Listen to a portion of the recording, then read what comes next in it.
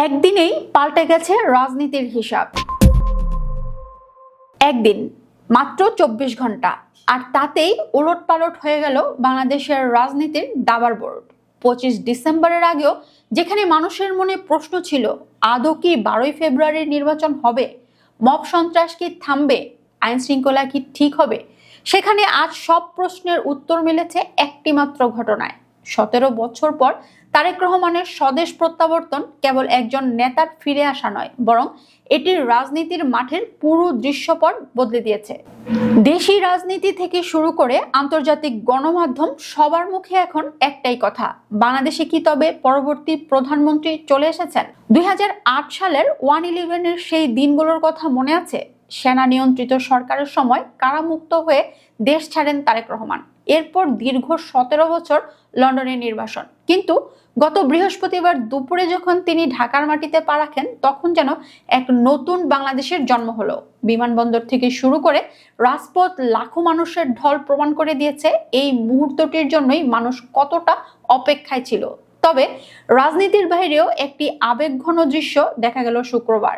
দীর্ঘ 19 বছর পর বাবার কবরের পাশে দাঁড়ালেন ছেলে।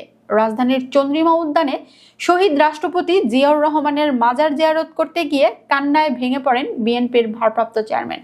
কবরের পাশে দাঁড়িয়ে ফাতেহা পাঠ ও মোনাজাতের সময় তার চোখের জল ছুঁয়ে গেছে উপস্থিত লাখো নেতাকর্মীর হৃদয়। এই দৃশ্য কেবল আবেগ নয়, কর্মীদের জন্য ছিল এক বড় বার্তা। তারেক রহমানের ফেরা নিয়ে শুধু বাংলাদেশ নয়, তোলপাড় আন্তর্জাতিক অঙ্গনেও।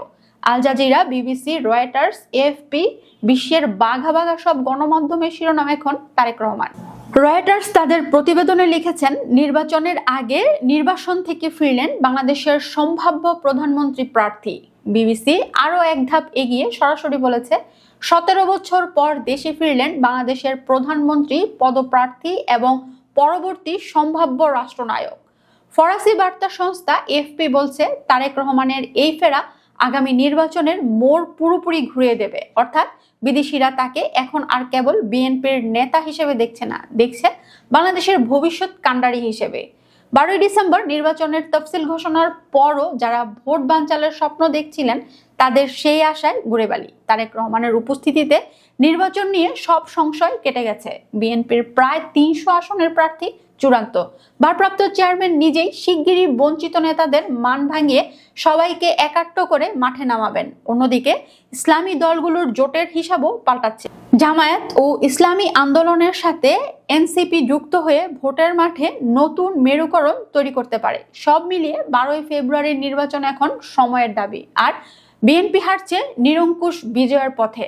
ঢাকা বিশ্ববিদ্যালয়ের রাষ্ট্রবিজ্ঞানের অধ্যাপক কাজী মাহবুবুর রহমানের মতে, তারেক রহমানের এই ফেরা দেশে স্থিতিশীলতা ফেরাবে এবং গণতন্ত্রের পথ সুগম করবে। সংবর্ধনা মঞ্চে তিনি নিরাপদ বাংলাদেশ গড়ার যে ডাক দিয়েছেন, তা সাধারণ মানুষের মনে আস্থা ফিরিয়েছে।